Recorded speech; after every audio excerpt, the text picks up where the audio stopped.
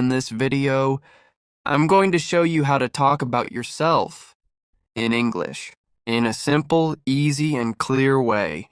Many English learners feel nervous when someone asks them, "Can you tell me about yourself?" But don't worry. Today I'll make it easy and fun for you. And to help you understand better, I'm going to use the story of myself as an example. I'll talk about my name, my family, my daily routine, hobbies, job, and my dreams, all in simple English. As you listen, try to shadow and repeat after me the sentences. And think about how you would talk about yourself in English. This is a great way to practice speaking and listening. Let's begin the story and our journey of learning English together. Chapter 1. Family. I was born in England in the year 1632. My father came from Germany, but he moved to England before I was born. My mother was English, so I grew up with a mix of both cultures. We were a big family. I had 2 brothers and 1 sister. Together, we lived happily because my father worked hard as a businessman. He earned a lot of money, which allowed us to live comfortably. I went to school and got a good education, and life seemed perfect at that time. But deep inside, I always dreamed of something more. I wanted to travel across the sea and explore new lands. My father was a kind man who cared deeply about me. He wanted only the best for my future. But he didn't share my dream of traveling by sea. He thought sailing was dangerous and uncomfortable. When I turned 18, he called me into his room to talk. As soon as I entered, he asked me why I wanted to leave home and travel so much. Then he told me all the reasons why traveling by sea was not a good idea. "It's risky," he said. "You might never come back alive." His voice trembled and tears filled his eyes. It was clear how worried he was. After our conversation, I thought long and hard about what my father had said. Yes, traveling by sea was dangerous, and it wasn't going to be easy or comfortable. There was even a chance I could die. But at the same time, the idea of seeing new countries, meeting new people, and experiencing adventures excited me. Every single day, I imagined myself on a ship, exploring faraway places. Staying at home felt harder and harder. I tried talking to my mother about it. "Please help me convince Father," I begged. "I really want to go on a journey by sea. I want to see the world." My mother loved me very much, but she agreed with my father. She believed staying in England would be safer and better for me. 1 year passed, and then something changed. In September 1651, I visited Hull, a town in England. While I was there, I met a friend whose father owned a ship. They traveled by sea often, and their next trip was planned to London. "Come with us," my friend urged. At first I hesitated. I wasn't sure if I was ready for such an adventure, but I decided to give it a try. So I joined them on their journey to London. I felt thrilled. It was my very first time traveling by sea, and everything seemed exciting. The first hour of the trip was wonderful. The weather was calm, and the ocean looked peaceful. But then trouble began. A storm approached. The wind grew stronger and stronger, and the waves became bigger and bigger. The ship rocked violently, moving up and down. I felt terrified. All I could think about was my cozy bed back home. By morning, however, the storm ended. The sky cleared, and the weather stayed beautiful all day and night. Everything was quiet again. Later, someone came over to talk to me. He joked around and made me laugh. He asked me how I felt during the storm. "What storm?" he teased. "That was just a little breeze."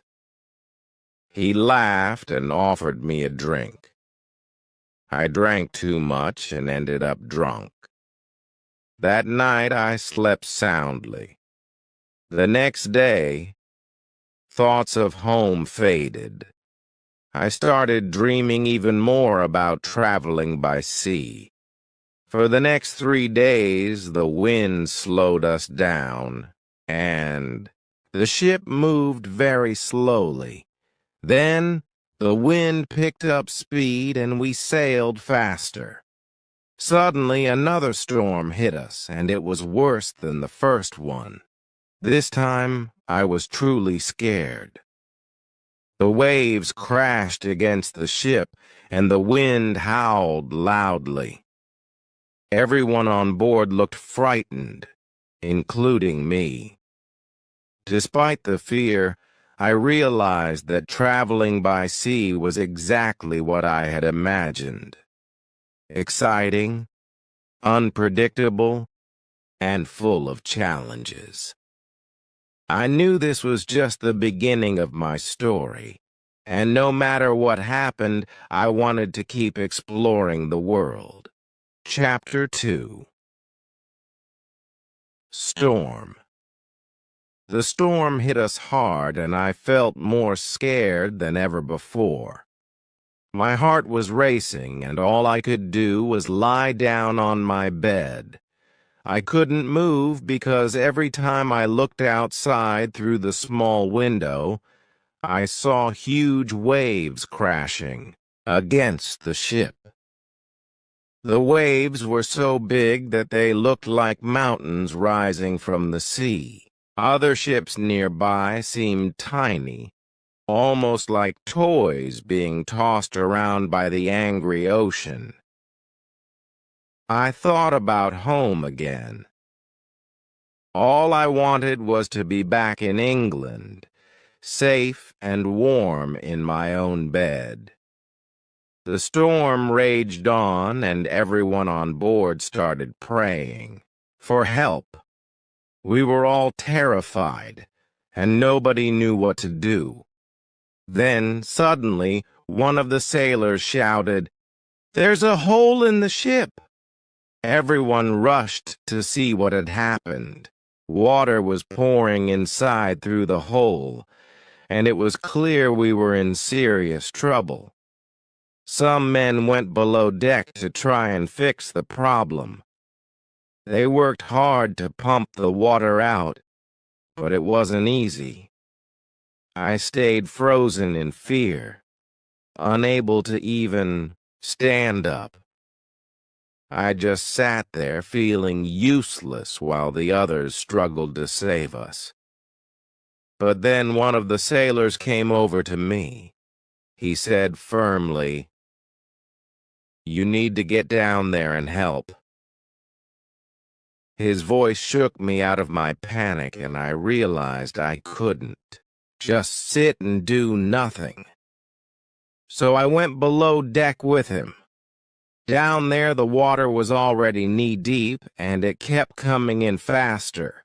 We worked together, pumping as fast as we could. It was exhausting, but we didn't stop for a moment. Even though we were working hard, the hole was too big and the water wouldn't stop flowing in. Just when things seemed hopeless, I heard a loud noise, a gunshot. It was a signal from our captain. He fired the gun to let us know how serious the situation was. When I heard the shot, I thought, "This is it. This is the end." Our ship was badly damaged, and it felt like we were sinking. I believed we had no chance of surviving. Still, we kept trying to pump out the water. But no matter how hard we worked, the hole let in more and more water. By now, the entire ship was filling up, and it was only a matter of time until it sank completely. Thankfully, the weather improved a little after a while. The wind calmed down and the rain stopped, but the damage was done. The ship was full of water, and we needed help desperately. That's when we spotted another ship not far away. It was still afloat, and its crew sent a small boat to rescue us. The men rowing toward us risked their lives to save ours. As soon as they reached us, we climbed aboard their small boat. We couldn't return to their larger ship because it was already too far away. About 15 minutes later, our big ship disappeared beneath the waves. Watching it sink made me feel both relieved and sad at the same time. Relieved because we had escaped death, but sad because everything we owned was lost forever. On the small boat, I was still very scared. What if another storm came? What if pirates found us? But for now, we were safe. In the distance, we saw land. We paddled closer and closer until we finally arrived at the shore. There, we met people from a nearby village. They welcomed us warmly and gave us food, water, and even some money to help us continue our journey. After resting for a bit, I decided to travel to London. I took a long trip overland, walking most of the way. When I finally reached London, I met a kind captain who offered to take me with him on his next voyage. He planned to sail to Africa, and he promised me that I could make good money there. He explained how trade worked between England and Africa. He told me which items were cheap in England but expensive in Africa. I bought some goods using the money I had left, and soon we set off on our journey. The trip to Africa went smoothly, and when we returned to England, I had earned enough money to start thinking about traveling again. I learned basic skills about controlling a ship from the captain, and I began dreaming of going back to Africa. This time, however, I wasn't prepared for the dangers ahead. Soon after we started our second journey, something terrible happened. A pirate ship appeared and chased us. The pirates caught up with us quickly. First, they tried to connect their ship to ours, but we pushed them away. Unfortunately, they attacked again, and this time, they succeeded. Many of our men were killed or injured during the fight. Eventually, we surrendered, and all of us became prisoners of the pirates. Chapter 3. Woman, after the pirates caught us, I became a slave to their captain. Life as a slave was hard. Every day I had to work from morning until night. Sometimes I worked in the house, cleaning or cooking. Other times I worked outside in the garden. The captain told me what to do, and I had no choice but to obey. I didn't like being a slave. I wanted my freedom back more than anything. One day, while I was working inside the house, I met a young woman. She was also a slave. She cleaned the rooms and helped with chores. When I first saw her, I thought she was beautiful. Her face was kind, and her eyes seemed to shine, even though life was difficult for her. I tried to talk to her, but she didn't speak my language. Still, we found ways to understand each other. We used gestures and smiles to communicate. Sometimes, when no one was watching, she touched my hand gently. Those moments made me feel happy, even though they were short. If the captain saw us together, he might punish her, so we had to be careful. But whenever our eyes met, I felt something special. A connection between us. It was like she understood how lonely I felt, and I understood her pain too. I began to think about her all the time. I hoped to see her every day. She became important to me. In my heart, I believed I loved her. To me, she was my girlfriend, and I was her boyfriend. But it was complicated because slaves weren't allowed to have relationships. Thinking about this made me sad. How could we ever be together? What if I never saw her again? The captain sometimes took me with him when he went fishing. A young boy usually came along to help. We used a small boat, and sometimes friends of the captain joined us. One day, fog surrounded our boat. We couldn't see anything. Not the land, not the sea, nothing at all. We tried to find our way back, but it was impossible. The whole day and night passed before we finally reached the shore. When we returned, the captain decided to use a bigger boat next time. He said it would be safer for longer trips. Then one day, the captain gave me instructions. "Put more food and drinks on the boat," he said, "and bring some guns too." He was waiting for important guests who wanted to go fishing and hunting with him. I prepared everything as he asked, but the guests never arrived. This was my chance to escape. All the food, water, and weapons were already on the boat. I planned to leave early the next morning, but there was one problem. I wanted to take the young woman with me. I loved her, and I couldn't imagine leaving without her.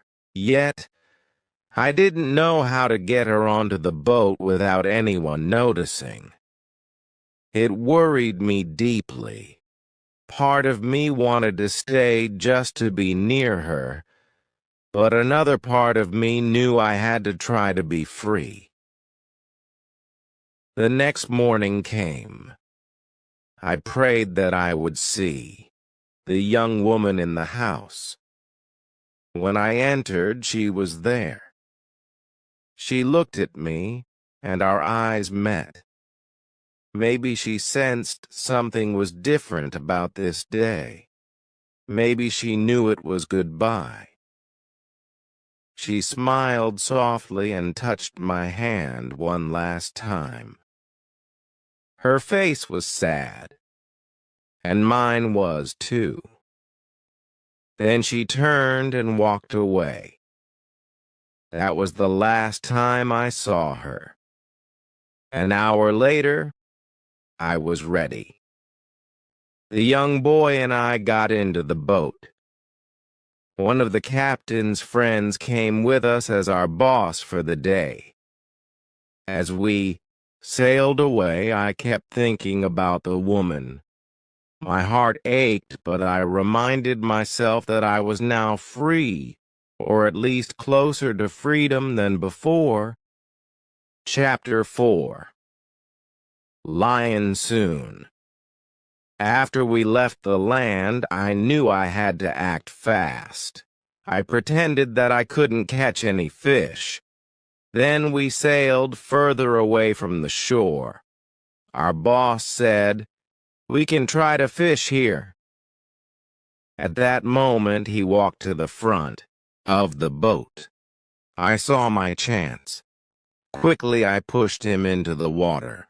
He tried to swim back, but when he saw the gun in my hand, he changed his mind. He swam away as fast as he could. After he was gone, I turned to the boy. I needed to know if he would help me or not. When I looked at him, I could see that he was on my side. For 2 long years, I had been a slave. Now I was finally free. We started rowing as fast as we could. The wind was good, and we moved quickly. We were far from the pirate land, but I was still scared. What if the pirates found us? I didn't want to take any chances. I was so afraid that I didn't let the boy stop the boat for 5 days. On the 6th day, I began to feel safer. We took the boat close to the land. There we saw a small river. We needed fresh water, so we waited until it was dark. We wanted to go up the river where the water was clean and not mixed with salt from the sea. But as we got closer, we started to hear loud noises. It sounded like animals were washing themselves in the water. The boy became very scared. He didn't want to keep going. I was scared too. But I stayed quiet. Suddenly, one animal jumped into the water and started swimming toward us. The boy shouted, "Let's go! Let's leave!" But I didn't move. I grabbed a gun and aimed carefully. When the animal came close enough, I fired. The animal turned around and swam back to the land. After hearing the shot, the other animals ran away. We stayed on the boat until morning. In the morning, we ate some bread. Then the boy said, "I want to go to the beach." I decided to go with him. We brought 2 big bottles to collect fresh water. While the boy went deeper into the land, I stayed close to the beach. I didn't want to lose sight of the boat. The boy came back after some time. He was holding something in his hands. It looked like a chicken. He was so happy, and I was happy too. Happy. Now we had meat and fresh water. For a while, life felt okay.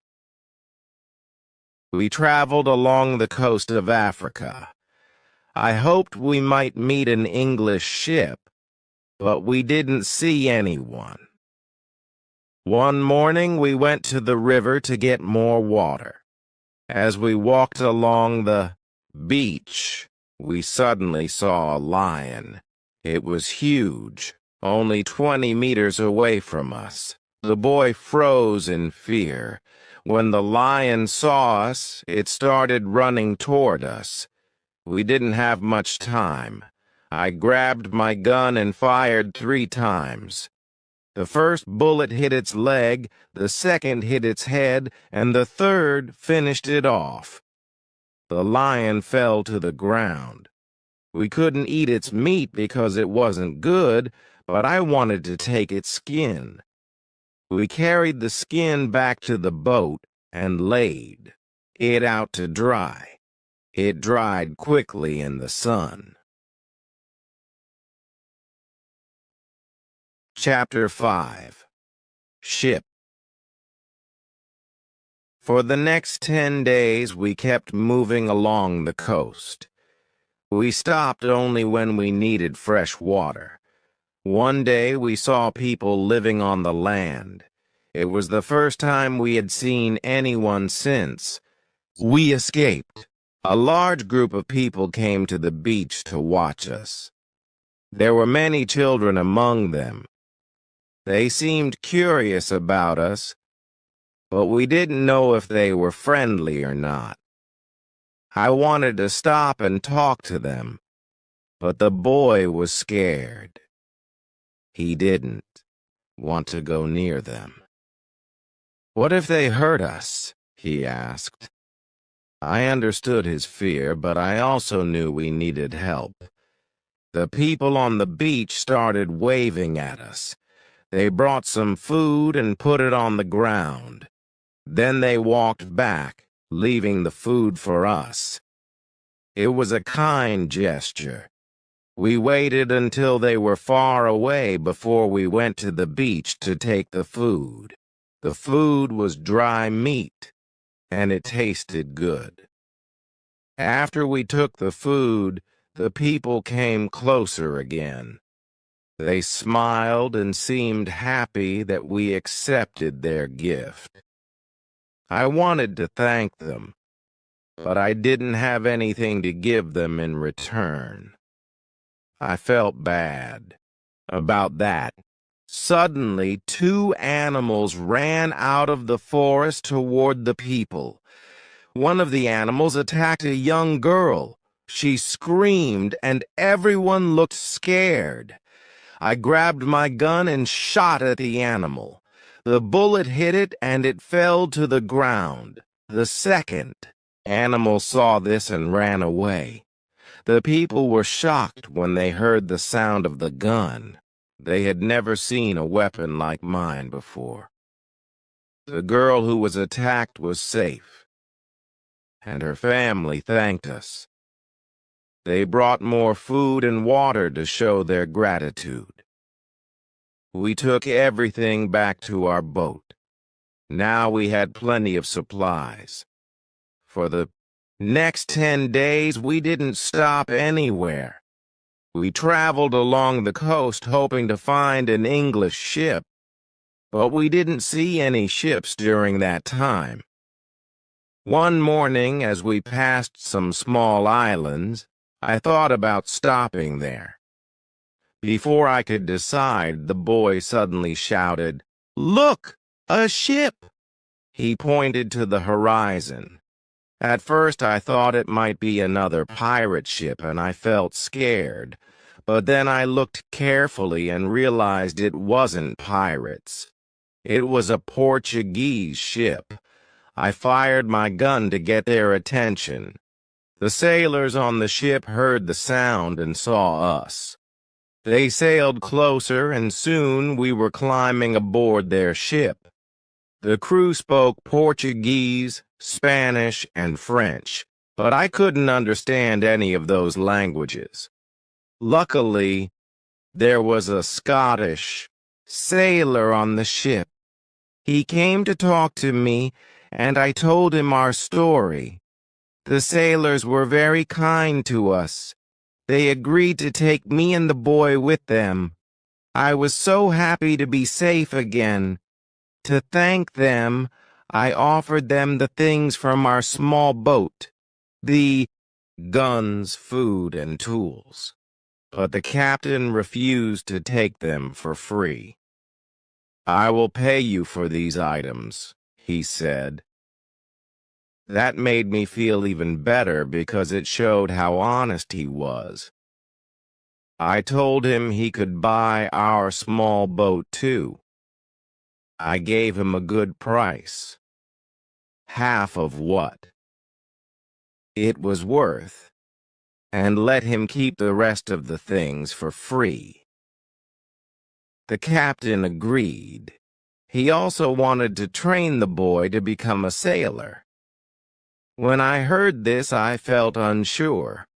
I didn't think the boy should start working so young. He deserved freedom, just like me. But the boy was excited about the idea. He wanted to learn how to sail and see the world. In the end, I let him make his own choice. Chapter 6. Wife. The boy wanted to work for the captain. He was excited about learning how to sail and see the world. So he started his training to become a sailor. The ship was heading to Brazil. After 22 days, we arrived there. I said goodbye to the boy and the other sailors. Brazil was a new place in South America. Many people went there to start fresh lives, and I decided to do the same. At first, I didn't know anyone in Brazil, but soon I met some people who owned sugar plantations. They became my friends. I liked Brazil a lot. Over time, I learned the language and felt more comfortable living there. I had some money from the captain of the Portuguese ship. With that money, I bought a small piece of land. I started growing sugar on it. In the beginning, my plantation wasn't big. For the first 2 years, I didn't produce much sugar. But then, things changed. My plantation grew quickly, and I became successful. Life was good for me. I was single, but I didn't feel lonely because I was busy with my work. Every month, I earned more money. In Brazil, life was simple. We didn't have many rules from the government. We only paid small taxes. As my plantation grew, I had enough money to hire someone to help me at home. I asked my friends if they knew any good women who could clean my house. One of my friends told me, "I have a daughter. She is 18 years old. She can work for you. She is also a very good cook." The next day, his daughter came to my house. She was friendly but a little shy. She was also very pretty. We talked for a short time. I told her what I needed her to do. The next day, she came back to my house. She cleaned the dirty floor and furniture. She took out the trash. She came to my house every Monday and Thursday. She stayed for 4 hours each time. She did more than just cleaning. She also cooked meals for me and fed my cat. I was always happy to see her. Sometimes we ate breakfast or lunch together and we talked. Then one week she got sick and couldn't come to my house. I felt strange when she wasn't there. I missed her. That's when I realized maybe I loved her. 1 week later, she came back to my house. I was so happy to see her. She looked happy too. I hugged her, and then I kissed her. It was a long kiss. 2 weeks later, I went to her father's house. I asked him, "Can I marry your daughter?" He was quiet for a moment. Then he said, "I agree." I was the happiest man in the world. 2 months later, we got married.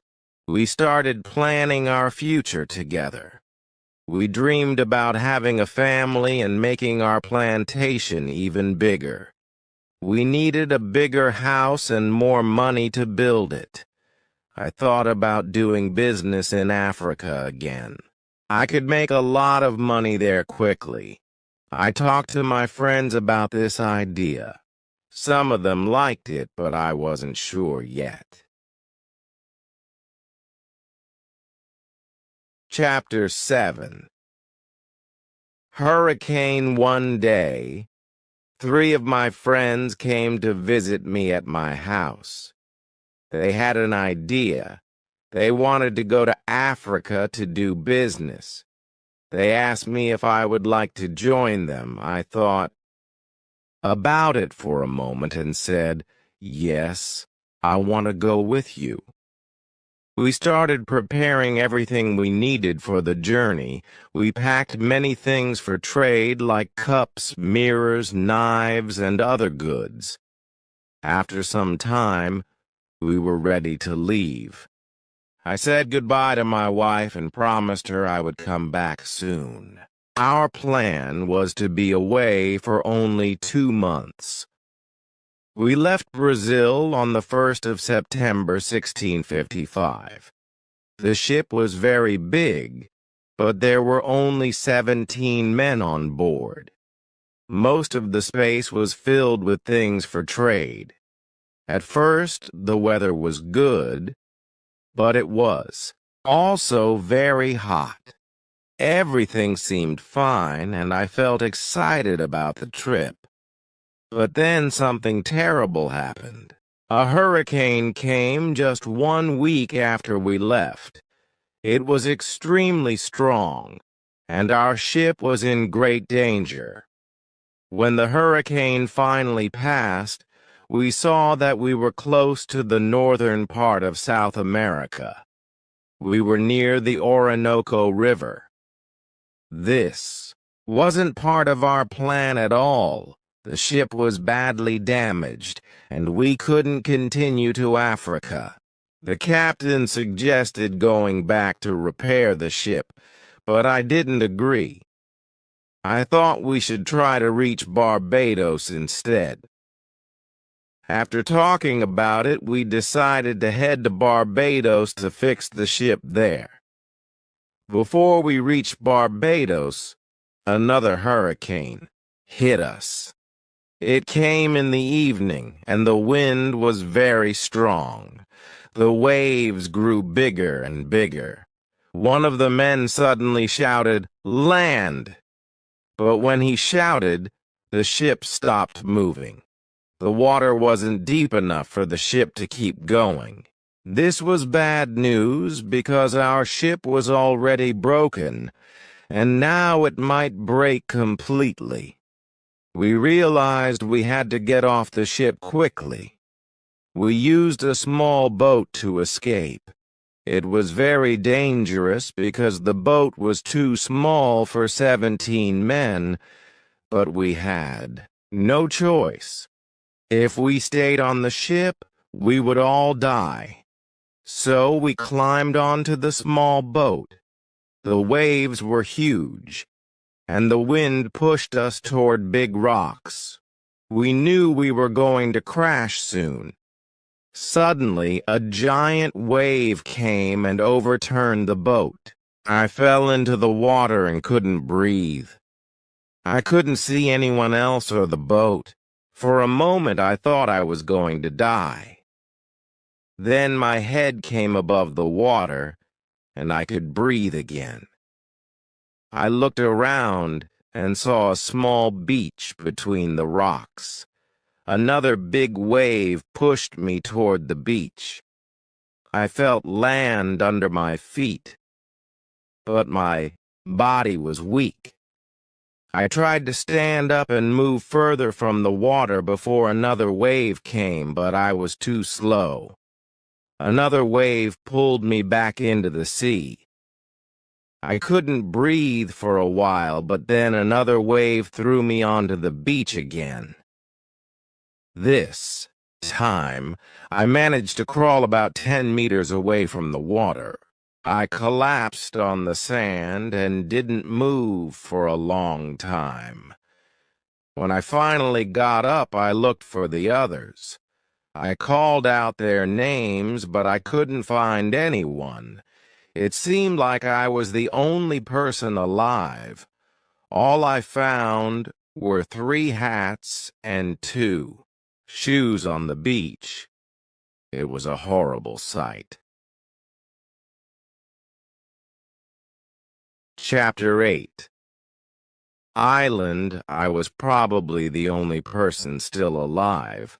All my friends from the ship were gone. On the beach, I found 3 hats and 2 shoes. It was a sad sight. The weather was still bad, but the waves weren't as big anymore. I could see the ship far away from the land. I looked around me. I didn't have much. My clothes were wet, and I had no extra ones. I had nothing to eat or drink. The only thing I had was a small knife I found in my pocket. The situation was terrible. How could I survive with just a little knife? First, I needed fresh water. I walked along the beach until I found a small river. I drank the water. It felt good, but I was scared of dangerous animals. To protect myself, I made a weapon out of a piece of wood. That night, I slept in a large tree. I didn't feel safe on the ground. The next morning, I woke up early. The sea was calm now. I decided to swim back to the ship to get some things. I swam carefully and climbed onto the ship. At first, I couldn't find a way inside. I swam around it twice until I saw a rope hanging on one side. I used the rope to climb up. The ship was empty, but I found some food that was still dry. I also found a bottle of rum. I took the bottle with me. Then I heard something. Someone or something was on the ship. I was scared. My friends were all dead, so who could it be? I went to check. It turned out to be a dog, the captain's dog. I was so happy. Now I wasn't alone anymore. I had a friend. I wanted to take the food, rum, and the dog back to the beach, but I didn't have a small boat. I had to make a raft. I found some wood on the ship and tied it together with ropes. I also looked for clothes and tools. I found a box with tools, a nice carpet, 4 guns, and dry gunpowder. I put everything on the raft and pushed it toward the beach. When I got back, I started looking for a place to stay.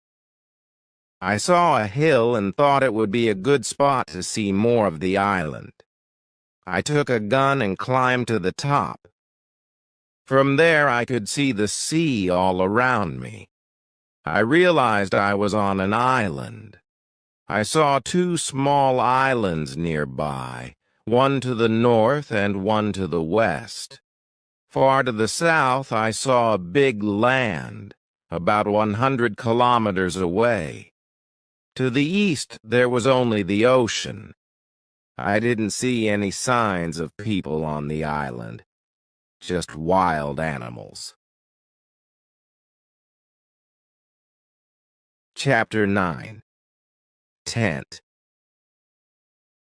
When I returned from the hill, I saw many birds along the way. They were strange to me, and I didn't know their names. I wondered if their meat would be good to eat. To test this, I killed one bird and cooked it. But the taste was bad, so I decided not to eat these birds again. I went back to the beach where my raft was. I started moving all my things further inland. I wanted to bring everything closer to a safer place. The next day, I planned to go back to the ship again. I needed to take all the useful things from the ship before another storm came and destroyed it. That night, I made a small tent near the beach. It wasn't big, but it was enough to keep me safe from rain and sun. I brought everything that could be damaged by water or heat inside the tent. I used some clothes to make a soft place to sleep on the ground. I also put 2 guns next to my left shoulder and 2 more next to my right shoulder. Having guns around me made me feel safer. After a long day of work, I was tired and fell asleep quickly. The next morning, I swam back to the ship. This time, I made a second raft. I loaded it with many important things: 7 new guns, some beds, and other tools. I carefully brought everything back to the beach. The next day, I went to the ship again. I found more useful items like candles and 2 big boxes of tea. These would be helpful on the island. I kept visiting the ship over and over. One day, I discovered a locked box. Under the box, I found a key. When I opened the box, I saw coins from Europe and Brazil. Money wasn't useful on the island, but I took it anyway. I also found playing cards with pictures of kings, queens, and other people. These cards made me happy because I could use them to pass the time. One afternoon, dark clouds filled the sky. The wind grew stronger, and I knew a storm was coming. I didn't have time to make another raft, so I swam back to the beach as fast as I could. That night, the storm hit hard. Luckily, I was safe inside my tent. The next morning, I looked out and saw that the ship was gone. It had broken apart during the storm. Now I knew I might stay on the island for a long time. I needed to make a better place to live. I thought about finding a cave or building a stronger tent. My new home had to meet certain needs. It had to be close to fresh water, in the shade, easy to protect, and near the sea so I could see ships passing by. After searching for a while, I found a good spot next to a big hill. The hill gave me protection. On one side, I built a fence around the other sides. There was no door in the fence. I used a ladder to climb over it. This made my home safer. I moved all my things inside the fenced area. I had more ideas in mind. I built 2 tents, one big and one small. The smaller tent was inside the bigger one. The bigger tent protected my food and gunpowder from rain, while the smaller tent became my living space. Life felt a little better now. Chapter 10. Calendar. When the tents were finished, I started digging a cave at the bottom of the hill. I wanted to use the cave to store food and other things. I brought stones and dirt from the cave to build a terrace inside the fence. This made my camp stronger and safer. One day, while I was still working on the cave, a storm came. There was a lot of lightning during the storm. I thought about the gunpowder I had stored in big boxes. If lightning hit one of those boxes, it could explode and destroy everything. It might even kill me. I was very scared. As soon as the storm ended, I opened the boxes with the gunpowder.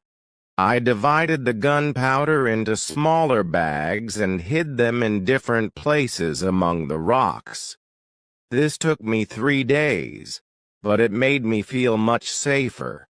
Every day I hunted animals for food. It gave me a break from hard work, and it also helped me learn more about the island and its animals. I discovered goats and started hunting them. After some time, I had enough meat to eat. But sometimes I felt sad.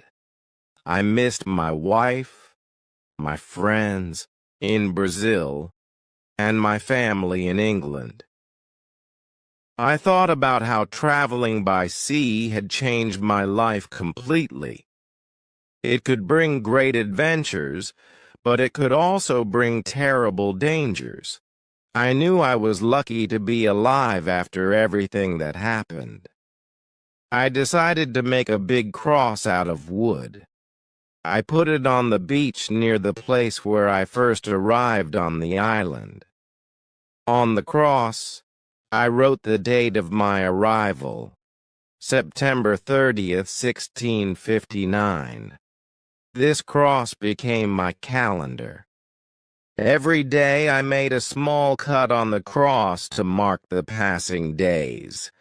The 7th cut was longer. It marked the end of the week. At the start of each month, I made an even longer cut. This way I could keep track of time. Sometimes I had negative thoughts about my situation.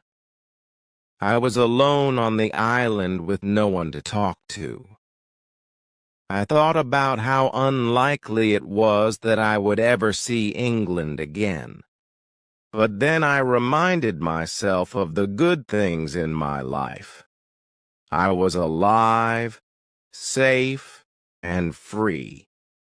I had food to eat and shelter to protect me.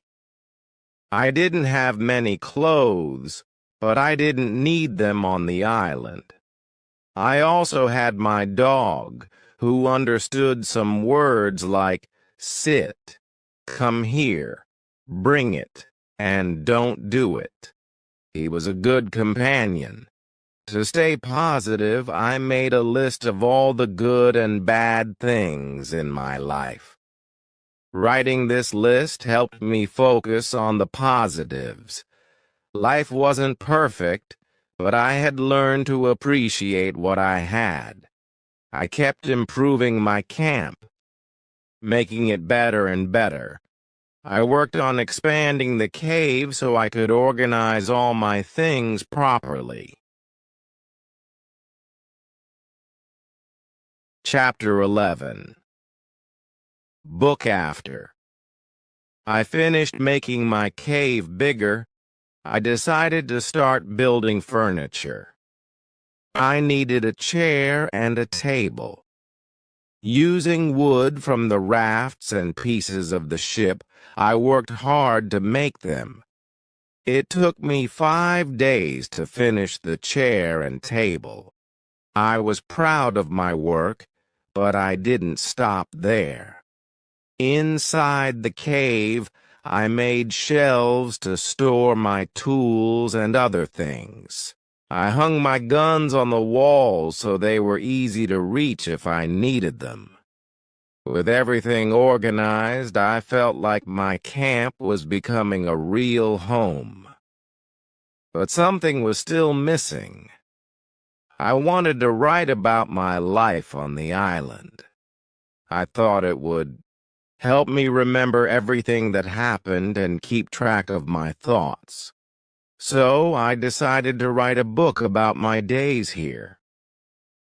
I started with the first day I arrived on the island. I wrote down everything I could remember, what I did, how I felt, and what I learned. At first, I wrote 1 page every day. But as time passed and my days became more similar, I only wrote 1 page each week. I focused on important events or new discoveries. Even though my days often followed the same routine, they were never boring. Every morning I walked around the island for a few hours. Then I worked until noon.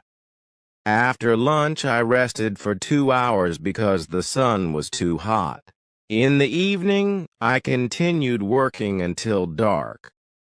Sometimes I worked on expanding my cave. Other times, I fixed my fence or made new tools.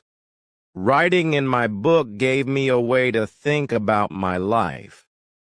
It helped me see both the good and bad parts of living on the island. For example, I missed my family and friends, and I wished I could talk to someone. But at the same time, I had food, shelter, and even animals like my dog and goats. My parrot, Pole, kept me company too. He learned to say his name and a few other words, which always made me smile. One day, while writing, I realized that I should try to catch more goats. I already had some, but I wanted more so I wouldn't run out of meat when my gunpowder was gone. This idea led me to think about taming wild goats. I came up near a group of goats with my dog. I told him to sit and wait quietly. Then I slowly moved around the goats to scare them toward my dog. When one goat came close enough, I jumped and grabbed its leg. But the goat kicked me in the nose. It hurt badly, and I had to let it go.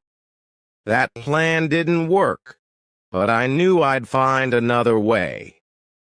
As the months went by, I kept adding to my book. Writing helped me feel less lonely. It also reminded me of how much I had accomplished since arriving on the island. I wasn't just surviving, I was learning to live well. By the end of the year, my book had grown thick with pages filled with stories, thoughts, and plans for the future. Chapter 12. Corn after the earthquake. I started to think more about food.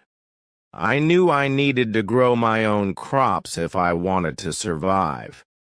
For a long time on the island. One day while I was working on my fence, I found an old bag. It was small and had some dust and leaves inside. At first, I didn't think much of it. I emptied the bag because I needed it to store gunpowder. But a month later, something amazing happened. I went back to the same spot where I had emptied the bag, and I saw green leaves growing there. They were young corn plants. I couldn't believe my eyes. Corn was something I could use to make bread, and bread was something I missed very much. I felt so happy that I almost cried. This was a gift from God, I thought. Now I had a chance to grow my own food. I decided to plant the seeds carefully. I didn't want to waste any of them, so I only used half of what I found. I put the seeds into the ground near my cave. Every day I watered them and checked on their growth. But after a while, I realized that none of the seeds were growing well. Something was wrong. Maybe the soil wasn't good, or maybe I planted them at the wrong time. I didn't give up. I still had the other half of the seeds left. This time, I waited for the rainy season to start before planting them. The rain would help the seeds grow better. When the rains came, I planted the rest of the seeds, and this time they grew. The plants became tall and strong. I was so excited. Soon I had a small farm on my island. The seasons on the island were different from England. In England, we had spring, summer, autumn, and winter. But here there were 2 rainy seasons and 2 dry seasons every year. I learned to plan my planting around these seasons. For example, I planted the corn just before the rainy season began. This way, the plants got enough water to grow strong. As the corn grew, I noticed that wild goats and rabbits were eating the young plants. I didn't want to lose my corn, so I built a fence around the area. The fence kept the animals away. At night, I even put my dog inside the fence to guard the plants. He barked loudly whenever an animal came close. But the trouble didn't stop there. Birds started to eat the seeds, too. I had to stay awake and watch the field until all the birds were gone. Sometimes I shot at them to scare them away. Finally, the plants grew tall enough, and the seeds were safe. By the end of December, I harvested my first corn. It wasn't a lot, but it was enough to save the seeds for next year. I decided not to eat the corn right away. My goal was to plant more seeds and grow even more corn the next year. But I also thought about making bread. To do that, I needed pots to cook with. I remembered seeing clay around the island, so I decided to try making pots myself. At first, I wasn't very good at it. The pots I made broke easily, but I didn't give up. I kept trying, and after 2 months, I finally made 2 large pots that were strong enough to use. I also made smaller pots for storing things like salt. To make salt, I filled the pots with seawater and let the sun dry them. When the water evaporated, I had salt left behind. Next, I needed a tool to grind the corn into flour. I took a big piece of hard wood and carved a hole in it. Then I used another piece of wood to crush the corn kernels into powder. The flour stayed at the bottom of the hole. It wasn't perfect, but it worked. Finally, I was ready to bake bread. I mixed the flour with water and shaped it into flat pieces.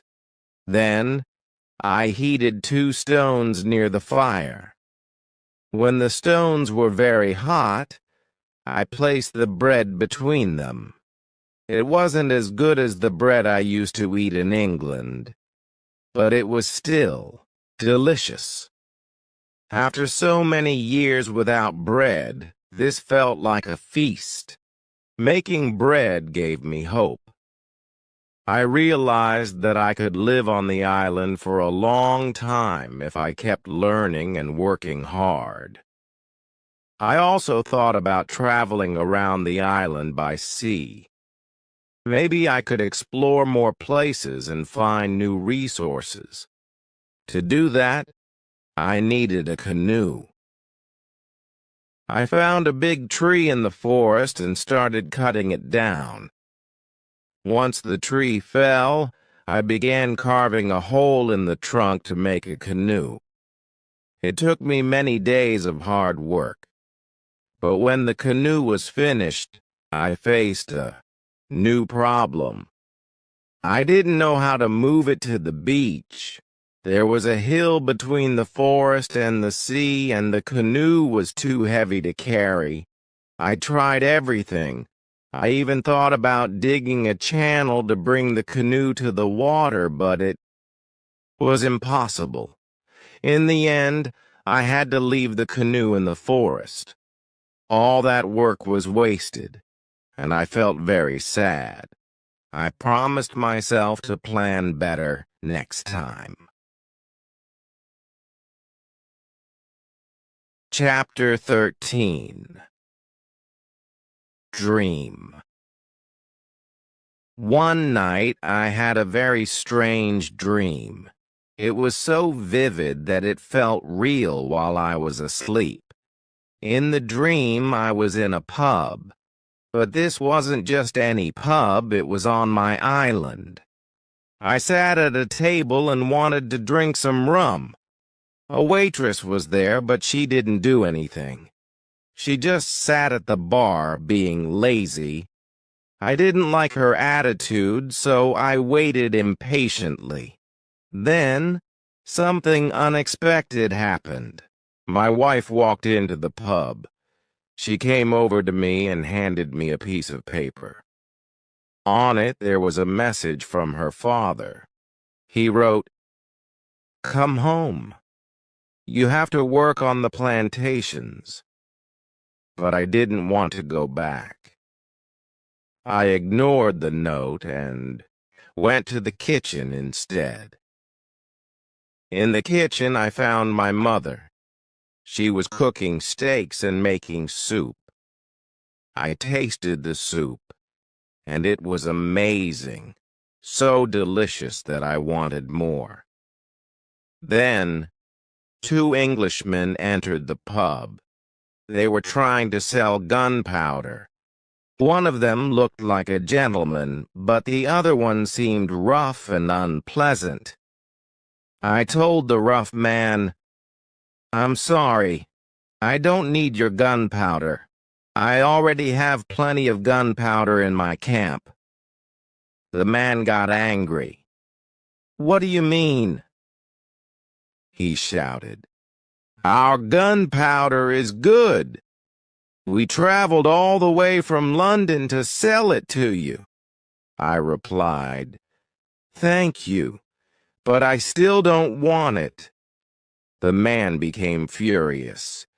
He started saying bad things about me, and I said bad things back. Our argument grew worse until he tried to kill me. He pulled out his gun and shot at me. That's when I woke up.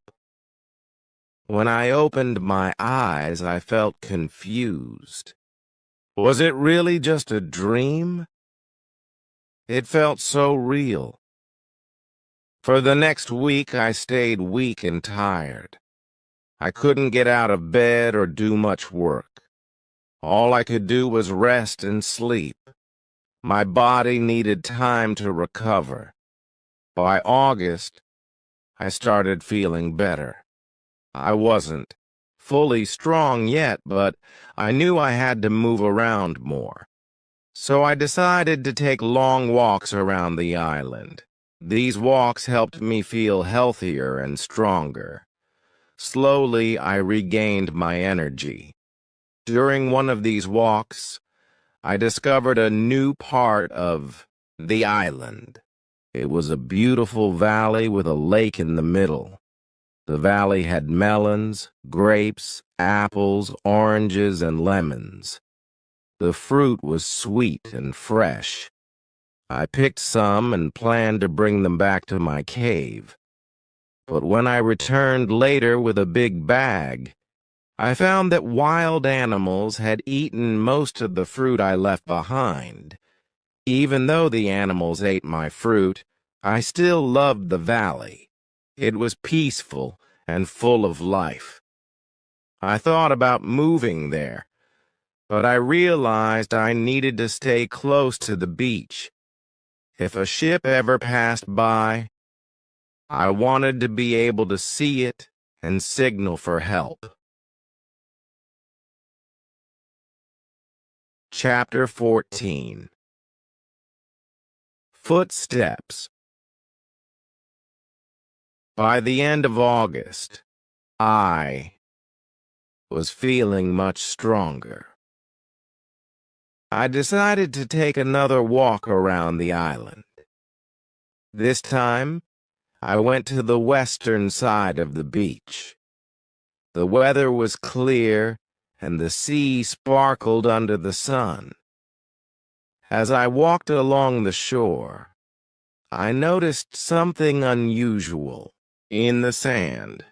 At first, I thought it was just a rock or a piece of driftwood. But when I looked closer, my heart stopped. It was a human footprint. I stared at the footprint for a long time. It was fresh, and it looked like someone had been there recently. My mind raced with questions. Who could it be? Was it a friend or an enemy? I didn't know anyone else on the island, so how was this possible? I felt scared and confused. What if pirates were nearby? What if they came to hurt me? I looked around carefully, but I didn't see anyone. Still, I couldn't shake the feeling that someone might be watching me. I quickly ran back to my camp. When I got there, I checked everything to make sure it was safe. I climbed up the hill near my cave and looked out over the island. From there, I could see far into the distance. There was no sign of people, but I couldn't relax. For the next 3 days, I stayed inside my fence. I didn't leave my camp, not even to hunt or gather food. I kept thinking about the footprint. Every sound made me jump. Was it a bird? A goat? Or was it someone coming to harm me? I couldn't sleep well at night. My dog stayed close to me, which made me feel a little safer. On the 4th day, I decided I couldn't stay hidden forever. I needed food, and I also wanted to find answers. So, I took 2 guns with me and went back to the beach where I had seen the footprint. I looked carefully at the sand. There was only one footprint, but it was clear and deep. It wasn't made by a wild animal. It was definitely human. I followed the direction of the footprint to see if I could find more clues. After walking for a while, I saw more footprints. They led me to a small forest. In the forest, I found signs of a fire. Someone had built a fire here, and it looked like they had been cooking food. There were bones and shells left behind. I realized that whoever made these footprints had been living on the island, too. Now I had even more questions. How long had they been here? Were they still nearby? Did they know about me? I felt nervous, but I also felt curious. Maybe they were friendly. Maybe they could help me escape the island. But I couldn't be sure, so I decided to stay cautious. When I returned to my camp, I started making plans to protect myself.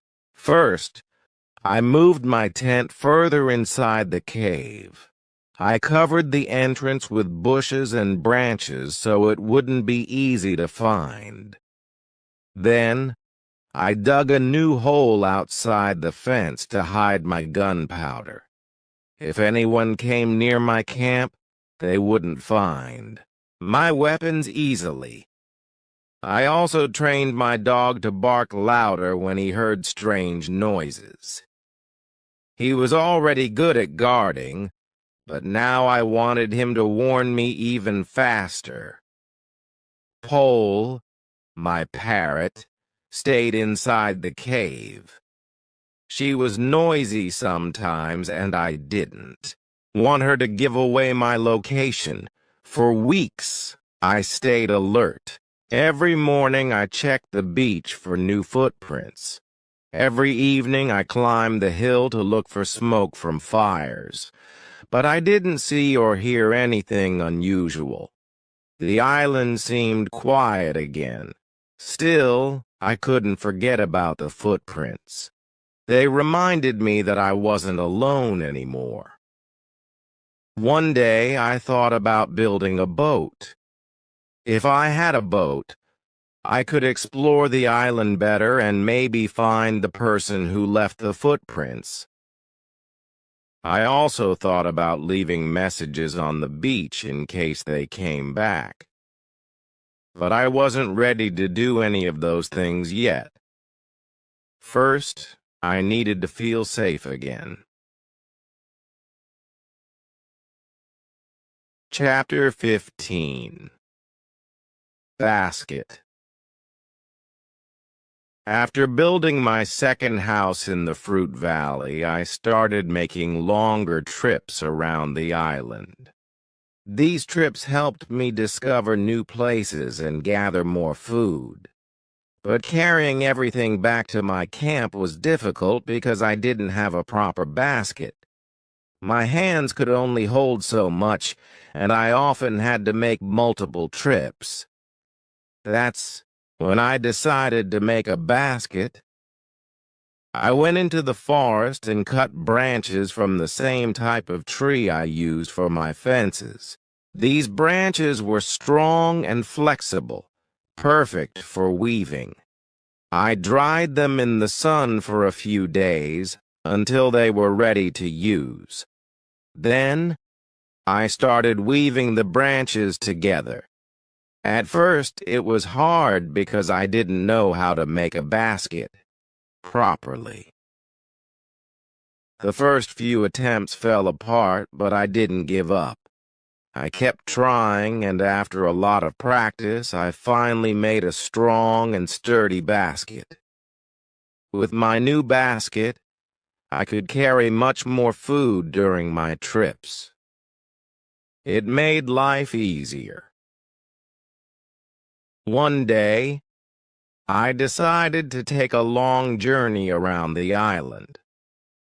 I packed my basket with tools, food, and water. As I walked, I discovered new parts of the island I hadn't seen before. There were grassy fields filled with flowers that smelled sweet. Butterflies flew around, some with wings as wide as 10 centimeters. They were colorful, yellow, blue, and orange. It was beautiful. Near the fields, I found small trees with nuts. These nuts were different from the ones I knew in England. They were sweeter and had a strange shape. I collected as many as my basket could hold. I also saw new animals, parrots, rabbits, and even gray cats. I caught one parrot and took it home with me. Its feathers were bright and colorful, red, green, purple, orange, blue, pink, and yellow. It became a new companion for me and my dog. On the way back, my dog caught a young goat. I saved the goat and brought it home with me. I thought about keeping goats again. This time I had a better plan. I built a larger fenced area near my camp where the goats could live. It took me 3 months to finish the fence, but it was worth it. The goats had plenty of grass and water, and soon they felt safe and calm. In 2 years, I had 12 goats. By the third year, I had more than 20. They gave me milk, meat, and even cheese and butter. Life felt richer with so many animals around me. But something was still missing.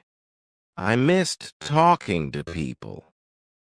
Even though I had my parrot, Pole, who could say my name and a few other words, it wasn't the same as having real conversations. Sometimes I would sit quietly and think about my family in England. I wondered if they were looking at the same moon and stars as me. These thoughts made me feel connected to them, even though we were far apart. One day, while walking on the beach, I noticed something strange. There was a mark in the sand, a human footprint. At first I thought it might be mine, but when I looked closer I realized it was much bigger. My heart raced. Who could it be? Was someone else on the island? I felt scared and confused. I ran back to my house and stayed inside for days. Every sound outside made me jump. I couldn't sleep at night. My mind was full of questions. What if pirates were nearby? What if they came to hurt me? Finally, I decided to go back to the beach and look at the footprint again. It was still there, clear and fresh. I knew it wasn't my imagination. Someone had been on the island. I started thinking about how to protect myself. I made another fence around my house, stronger this time. I also dug holes in the fence where I could shoot through if anyone attacked me. My house was now like a fortress. Nobody could come close without me knowing. Despite my fear, I tried to stay calm. Maybe the person who left the footprint wouldn't return. Maybe it was just a one-time visit. I told myself not to worry too much. But deep down, I knew things on the island were changing. I wasn't alone anymore. Chapter 16. Bread. By the end of December, my corn was ready to harvest. It wasn't a lot, but it was enough to save the seeds for the next planting season. I didn't want to eat any of it yet, because I needed more corn for the future. My goal was to grow even more so I could have enough to make bread. But first, I needed tools to grind the corn into flour. I decided to make pots out of clay. At first, I wasn't very good at it. The pots I made were rough and often cracked when I tried to use them. But I didn't give up. I kept practicing until I figured out how to make stronger pots. After 2 months of hard work, I finally made 2 large pots that were strong enough to hold water and food. I also made smaller pots for storing things like salt. To make salt, I filled the pots with seawater and left them in the sun. When the water dried up, I had salt left behind. This was helpful because salt made my food taste better and lasted longer. I also discovered that firing the pots in a hot fire made them harder and more durable. I used this method to improve all my pots. Next, I needed a way to turn my corn into flour. I took a big piece of hard wood and carved a hole into it. Then I used another piece of wood to crush the corn kernels into powder. The flour stayed at the bottom of the hole. It wasn't perfect, but it worked well enough for me. Now I was ready to bake bread. I mixed the flour with water and shaped it into flat pieces. To bake the bread, I heated 2 stones near the fire. When the stones were very hot, I placed the bread between them. The bread wasn't as good as the bread I used to eat in England, but it was still delicious. After so many years without bread, this felt like a feast. Making bread gave me hope. I realized that I could live on the island for a long time if I kept learning and working hard. I also thought about traveling around the island by sea. Maybe I could explore more places and find new resources. To do that, I needed a canoe. I found a big tree in the forest and started cutting it down. Once the tree fell, I began carving a hole in the trunk to make a canoe. It took me many days of hard work. But when the canoe was finished, I faced a new problem. I didn't know how to move it to the beach. There was a hill between the forest and the sea, and the canoe was too heavy to carry. I tried everything. I even thought about digging a channel to bring the canoe to the water. But it was impossible. In the end, I had to leave the canoe in the forest. All that work was wasted, and I felt very sad. I promised myself to plan better next time. Chapter 17. Canoe. During my 4th year on the island, my clothes were old and falling apart. I needed new ones to protect myself from the sun and rain. I started using animal skins to make clothes. First, I made a cap to keep the sun off my head. Then I made a short jacket and trousers. These clothes worked well. They kept me cool during the day and protected me from heavy rain. But I still needed something else to shield me from the strong sun. That's when I decided to make an umbrella. Making the umbrella wasn't easy. I had to find the right materials and figure out how to put them together. It took me many tries, but eventually I made one that worked. The umbrella was big enough to cover me, and it helped me stay dry and cool. I was proud of my work. Life on the island felt a little better now that I had proper clothes and an umbrella. For the next 5 years, life continued as usual. I hunted, cooked, and worked on improving my camp. I also thought about traveling around the island by sea. To do that, I needed a canoe. I remembered my first attempt at making a canoe. It was too big and I couldn't move it to the water. This time, I decided to make a smaller one that would be easier to handle. I found a big tree near the forest and started cutting it down. Once the tree fell, I began carving a hole in the trunk to make the canoe. It took me weeks of hard work, but finally, it was ready. I tested it near the beach, and it floated perfectly. I was so happy. I could now use the canoe to explore the island. Before setting out, I packed everything I might need. I brought food, water, tools, and my guns. I wanted to be prepared for anything. On June the 6th, During my 6th year on the island, I started my journey. At first, things went well. I paddled along the coast, enjoying the view of the island from the sea. But then, trouble came.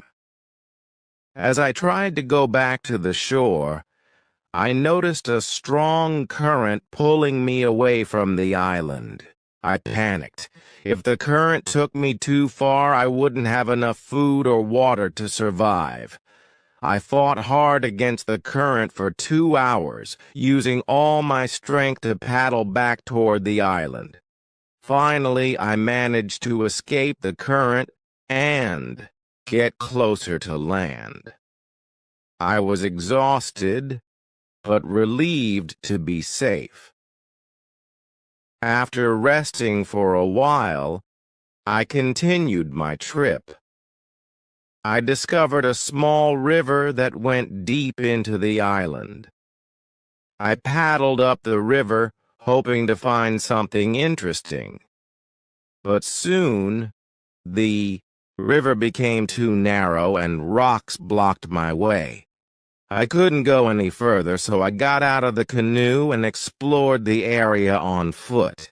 To my surprise, I found a path that led back to my house in the valley. When I arrived home, I was greeted by a familiar voice. "Robinson! Where are you, Robinson?" It was Pole, my parrot. He had learned to say my name and repeat phrases I often used. Hearing him talk made me smile. It was like having someone to talk to after so many years alone. I stayed home for a while after that trip, focusing on making tools, pots, and baskets. I even got better at weaving baskets, which helped me carry more things during my walks. Chapter 18. Foot. It had been 11 years since I first arrived on the island. Life was going well, but one day something strange happened. I noticed that I didn't have much gunpowder left. This worried me because I needed it to hunt animals for food. My old goat was very old now, and it was too late to find a mate for her. I wanted meat, but I didn't have the heart to kill her. One day she died naturally, and I felt sad about losing her. With less and less gunpowder, I knew I had to find another way to get food. I decided to make traps. At first I wasn't successful, but after many tries I caught 3 young goats, 1 male and 2 females. I brought them back to my camp and kept them inside a small fenced area. But the space was too small for all 3 goats, so I built a bigger fence around a large area. It took me 3 months to finish the fence, but it was worth it. The goats had plenty of grass and water, and they soon became calm and friendly. They even ate out of my hand. In 2 years, I had 12 goats. By the 3rd year, I had more than 20. These goats gave me milk, meat, and even cheese and butter. My table was full now, and I had many animals around me. My old dog, the goats, and Pole, my parrot. The only thing I still missed was having someone to talk to. One day I went to the part of the beach where the strong current was. On the way, I thought about how strange I must look. I wore a big hat, a short jacket, and trousers made from animal skin. I didn't have socks or shoes, but I wrapped goat skins around my feet. I carried 2 belts, one for my gun and knife, and the other for my gunpowder. I also carried a basket on my back and held an umbrella above my head. My beard was very long. I realized that life on the island had changed me into a completely different person. When I reached the beach, I noticed something unusual, a human footprint in the sand. It was clear and fresh, and it looked much bigger than my own foot. My heart raced. Who could it be? Was someone else on the island? I felt scared and confused. I ran back to my house as fast as I could. That night I couldn't sleep. Every sound made me jump. I kept thinking about the footprint. Was it real? Or was I imagining things? The next morning I went back to the beach to look at the footprint again. It was still there, clear and deep. It wasn't mine. It was much bigger. I was terrified. What if pirates were nearby? What if they came to hurt me? I decided to hide. My activity on the island. I destroyed my cornfields and covered up any signs that I lived there. For weeks I stayed inside my house, too scared to go outside. Finally, I started feeling a little better. Maybe the person who left the footprint wouldn't come back. Maybe it was just a one-time visit. But I still wanted to protect myself. Over the next month, I built another fence around my house. I also made holes in the fence where I could shoot through if anyone attacked me. My house was now like a fortress. Nobody could come close without me knowing. I also worried about my goats. To keep them safe, I divided them into two groups. I built a second fence in another part of the island and moved half of the goats there. It took a lot of time, but I felt better knowing my animals were safer. Years passed, and life went on. One sad day, my old dog died. He had been with me for so long, and I cried for 3 days. I went to my goats and told them how sad I was. They didn't understand my words, but they seemed to feel my sadness. They stayed unusually quiet and calm. 2 years after finding the footprint, I was walking on the beach again. Suddenly, I saw something shocking. The sand was covered with parts of human bodies, heads, hands, feet, fingers, and teeth. There was also a black spot where a fire had been. My stomach turned. I felt angry and scared at the same time. Who could do such a thing? I realized these must be cannibals, people who eat other humans. I didn't know what to do. Should I fight them? Should I hide? I decided not to use my canoe because I couldn't fight a group of cannibals in the open sea. I also stopped using my guns because the sound might attract attention. Instead, I always kept my guns with me for protection. I started looking for a place near the beach where I could hide and prepare to attack if necessary. But then I changed my mind. Maybe it wasn't right to fight them. I didn't know these people and they hadn't attacked me yet. I decided to act only if they attacked me first. Chapter 19. Cannibals. It had been 16 years since I first arrived on the island. Life was going well, but I still felt lonely. One day, while walking on the beach, I saw something shocking. The sand was covered with parts of human bodies, heads, hands, feet, fingers, and teeth. There was also a black spot where a fire had been. My stomach turned and I felt both angry and scared. Who could do such a thing? I realized these must be cannibals, people who eat other humans. I didn't know what to do. Should I fight them? Should I hide? I decided not to use my canoe because I couldn't fight a group of cannibals in the open sea.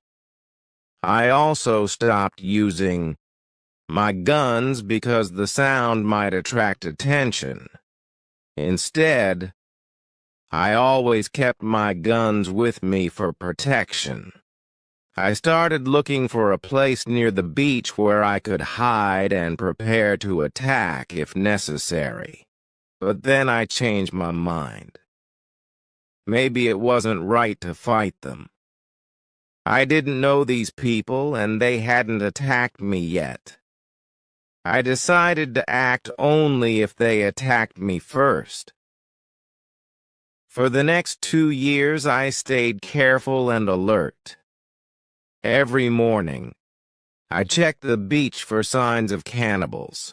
Every evening, I climbed the hill near my cave to look for smoke from fires, but I didn't see or hear anything unusual. The island seemed quiet again.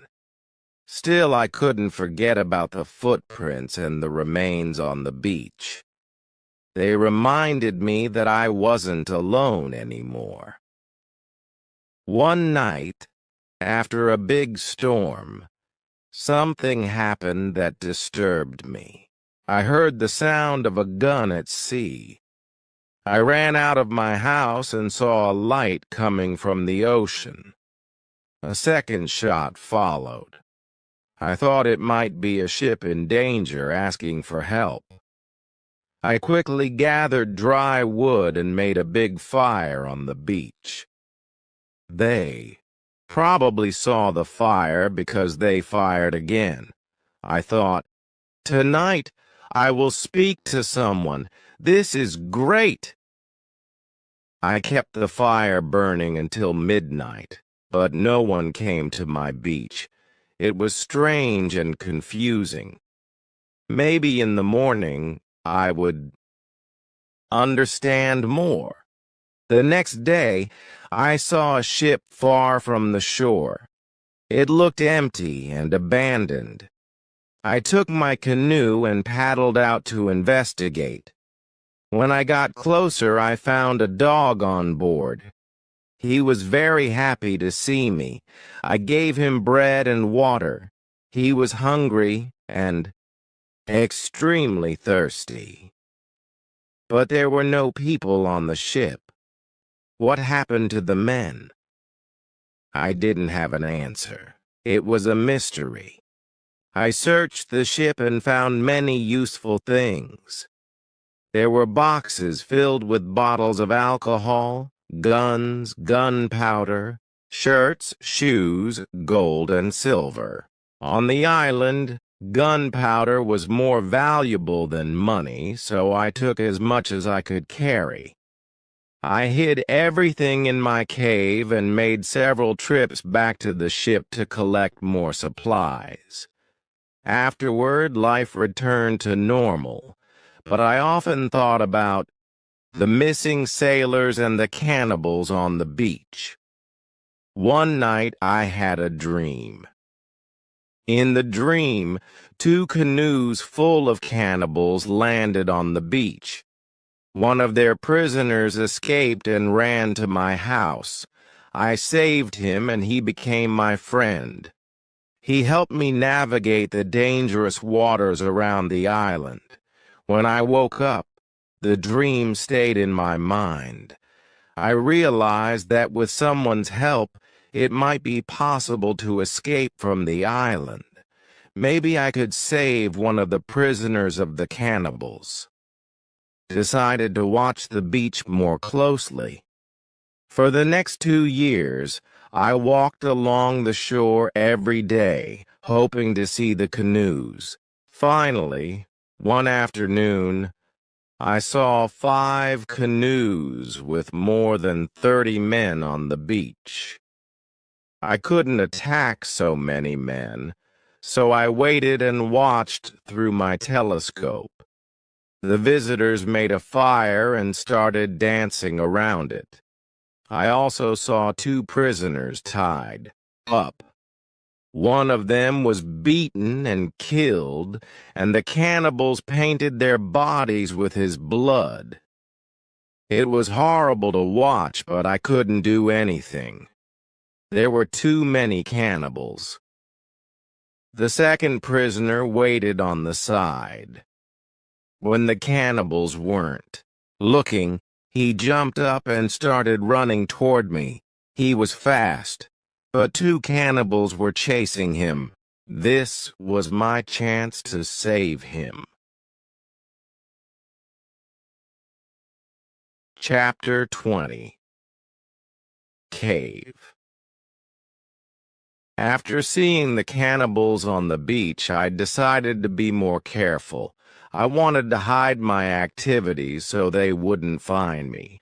I tried not to make any noise, and I was especially careful when making fires. Fire was important because I needed it to cook food, but smoke could rise high into the sky and be seen from far away. To avoid this, I made small fires that didn't create much smoke. One day, while exploring the forest near the beach, I found a small cave. It looked like a good place to hide if I ever needed to escape quickly. I went inside, but when my eyes adjusted to the dark, I saw 2 glowing eyes staring back at me. I jumped out of the cave, scared to death. My heart was racing. I waited outside for a while, but nothing happened. Slowly, I went back to the entrance of the cave and listened carefully. I heard a faint sound, like someone or something was hurt inside. I grabbed my gun and stepped into the cave again. This time, I moved very slowly. When my eyes adjusted to the darkness, I saw an old goat lying on the ground. It was dying. I felt sorry for the poor animal, but there was nothing I could do to help it. The next day I returned to the cave and found that the goat had passed away. I looked around the cave and realized it was a safe place. It was hidden and quiet, perfect for storing things. I started bringing some of my guns and gunpowder to the cave. If the cannibals ever came near my house, I could use the cave as a hiding spot. By this time, I had been on the island for 23 years. Life was comfortable, and I had many animals around me. Pole, my parrot, could say my name and other words very clearly. I even taught 2 more parrots to repeat my name. I also had over 30 goats, which gave me plenty of milk, meat, cheese, and butter. One morning, I was walking to my fields when I saw something unusual. Fire on the beach. I immediately ran back to my house and prepared all my guns. Then I took my telescope and went closer to the beach. I hid myself behind some bushes and watched what was happening. I saw 9 naked men with 2 canoes. They seemed to be waiting for the tide to rise so they could leave. When they finally left, I went to the beach.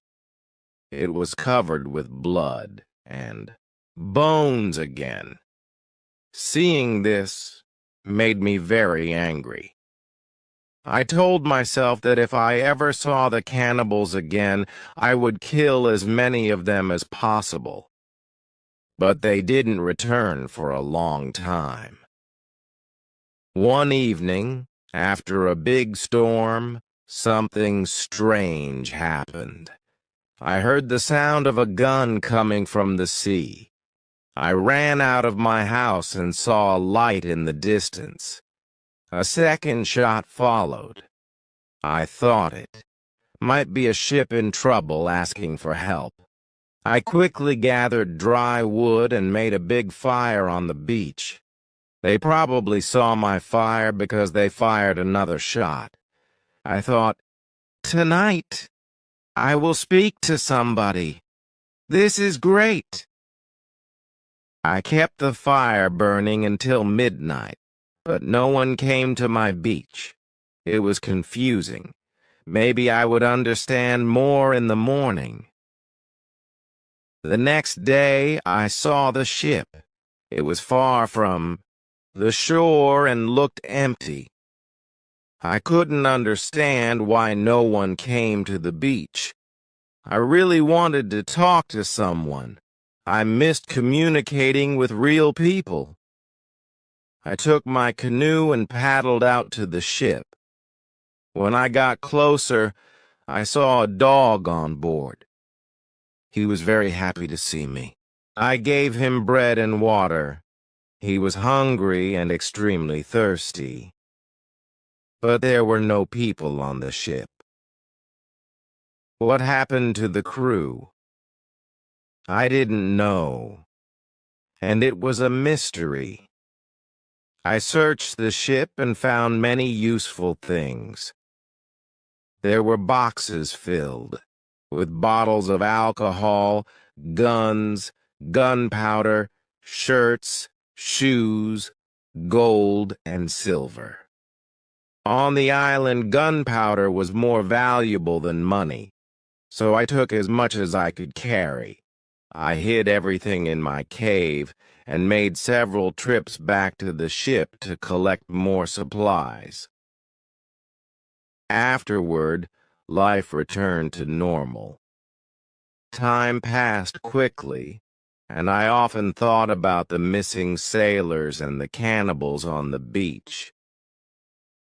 One night in March, I had a dream. In the dream, 2 canoes full of cannibals landed on the beach. One of their prisoners escaped and ran to my house. I saved him, and he became my friend. He helped me navigate the dangerous waters around the island. When I woke up, the dream stayed in my mind. I realized that with someone's help, it might be possible to escape from the island. Maybe I could save one of the prisoners of the cannibals. I decided to watch the beach more closely. For the next 2 years, I walked along the shore every day, hoping to see the canoes. Finally, one afternoon, I saw 5 canoes with more than 30 men on the beach. I couldn't attack so many men, so I waited and watched through my telescope. The visitors made a fire and started dancing around it. I also saw 2 prisoners tied up. One of them was beaten and killed, and the cannibals painted their bodies with his blood. It was horrible to watch, but I couldn't do anything. There were too many cannibals. The second prisoner waited on the side. When the cannibals weren't looking, he jumped up and started running toward me. He was fast, but two cannibals were chasing him. This was my chance to save him. Chapter 21. Visitors.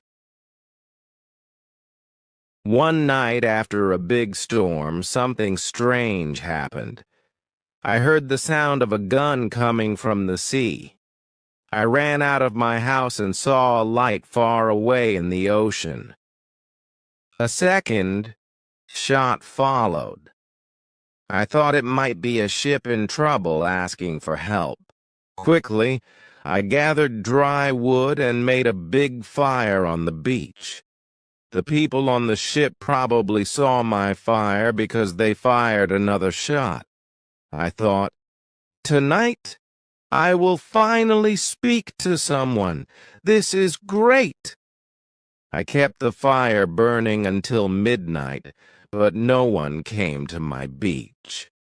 It was confusing. Maybe I would understand more in the morning. The next day, I saw the ship. It was far from the shore and looked empty. I didn't understand why no one came to the beach. I really wanted to talk to someone. I missed communicating with real people so much.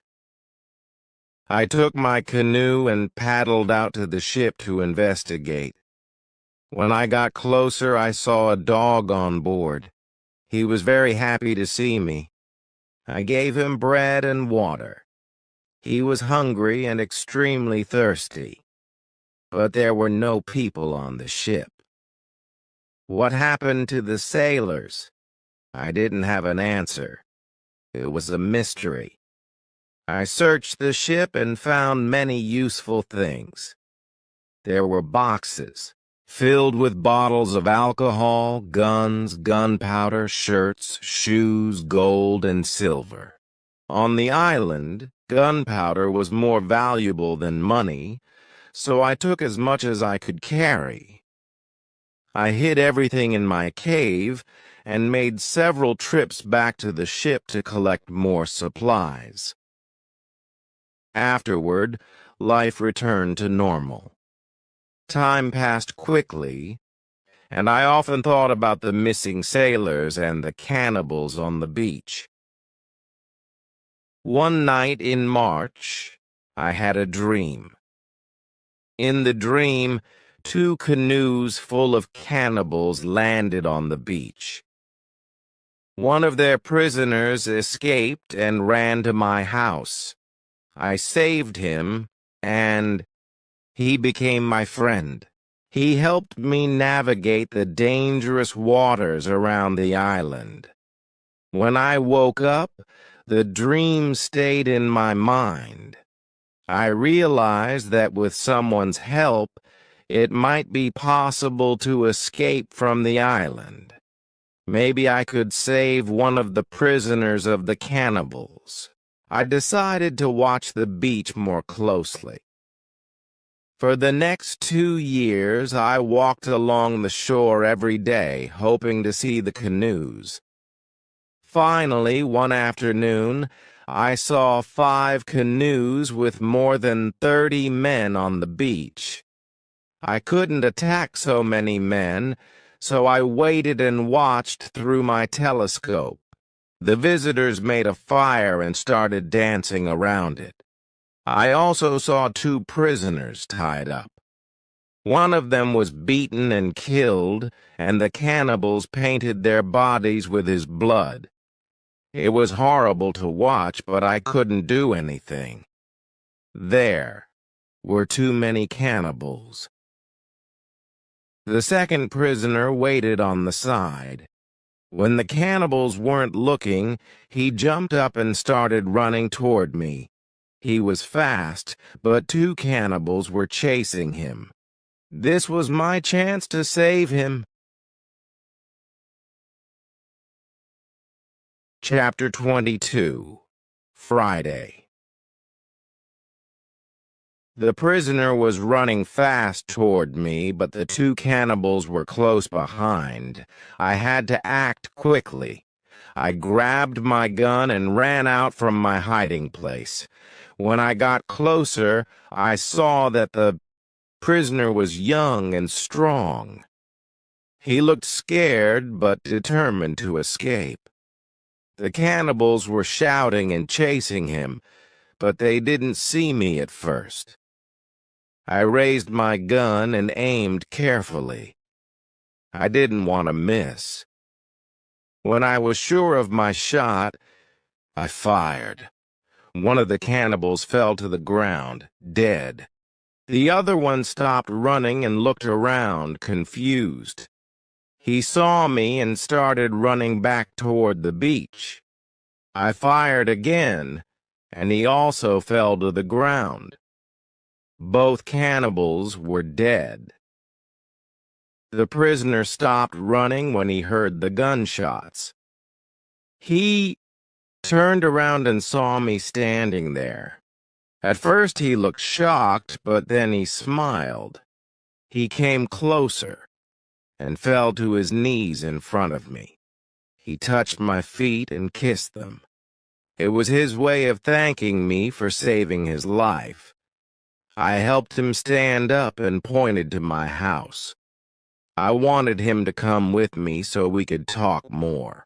When we got to my house, I gave him food and water. He was very hungry and thirsty. I also gave him some clothes because he wasn't wearing anything. He tried them on and they fit well. Then I showed him how to use a knife and spoon. He watched me carefully and copied everything I did. He was smart and learned quickly. Over time, I taught him many things. I showed him how to make bread, milk the goats, and even speak a little English. I called him Friday because I saved him on a Friday. He became my friend and helper. For the first time in years, I had someone to talk to and share my days with. Friday told me about his life before he was captured by the cannibals. He said he lived with his family far away. They were peaceful people who didn't eat humans like the cannibals did. He missed his home and his family very much. I promised him that one day I would help him go back to his people. One morning we saw 3 canoes on the beach. There were 17 cannibals, and they had brought 2 prisoners with them. One of the prisoners was an old man, and the other was very young. Friday looked through my telescope and suddenly shouted, "My father!" I couldn't believe it. His father was one of the prisoners. I decided to help Friday save him. We made a plan. I gave Friday a gun and kept one for myself. We crept quietly toward the beach and waited for the right moment. When the cannibals weren't looking, the old man and the young prisoner started running. We fired our guns and killed several cannibals. The rest ran away, leaving the prisoners behind. Friday ran to his father and hugged him tightly. They were both crying and laughing at the same time. It was a happy reunion. Later, I learned that the young prisoner was Friday's brother. Now there were 3 of us living together. Me, Friday, and his family. Life on the island changed after that.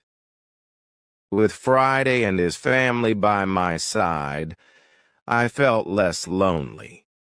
We worked together, hunted together, and shared stories. Friday taught me new things too, like how to catch fish with a spear. Over time, I realized that having company made life better. I still dreamed of escaping the island, but now I had friends to share the journey with. Ending. Years passed, and life on. The island continued to change.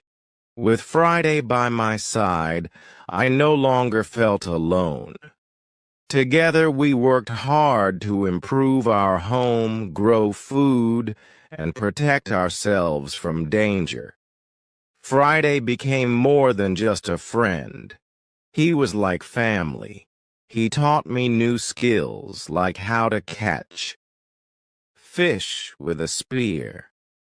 And I taught him about my world, sharing stories of England and the life I once had. One morning, as we walked along the beach, we saw something unusual on the horizon. A ship. It wasn't a pirate ship. It was an English ship. My heart raced. Could this finally be my chance to leave the island? We signaled to the ship using fire and smoke, and soon a small boat came toward us. The men on the boat told us they were looking for sailors who had been stranded after their ship was damaged in a storm. When I explained my story, they agreed to take me and Friday back to England. Leaving the island was bittersweet. It had been my home for so many years, and it held countless memories, both good and bad. But I knew it was time to move on. As the ship sailed away, I stood at the edge of the deck, watching the island grow smaller and smaller. Friday stood beside me, curious and excited about the new adventures ahead. I thought about all I had learned during my time alone: patience, resilience, and gratitude for even the smallest joys in life. When we finally arrived in England, it felt strange to see crowded streets, tall buildings, and people everywhere. Everything seemed so fast-paced compared to the quiet rhythm of island life. But I was grateful to be reunited with my family and to share my incredible story with them. Looking back, I realized that being stranded on the island wasn't just a trial, it was a gift. It taught me to appreciate the beauty of nature, the value of friendship, and the strength within myself. Though I never planned to stay there for nearly 3 decades, those years shaped me into the person I am today. And so, my journey came full circle. From dreaming of adventure as a young man to surviving against all odds, I learned that life is unpredictable, but it's also full of possibilities.